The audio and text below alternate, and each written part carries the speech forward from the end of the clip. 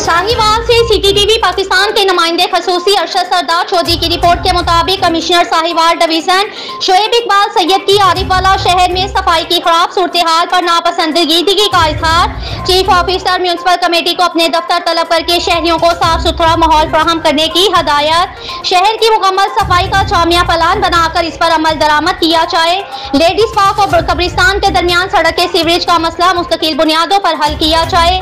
Commissioner Sahiwal division Shoaib Iqbal Syed ने अपने दफ्तर में प्रोग्राम के जायज इजलास से खिताब करते हुए उन्होंने पाकपतन, आरिफवाला, रेनाला खुर्द और दीपालपुर के लिए लैंडफिल साइट की जगह मुख्तिस करने की हिदायत की ताकि रोजाना का कूड़ा करकट डालने का मुस्तकिल हल निकल सके।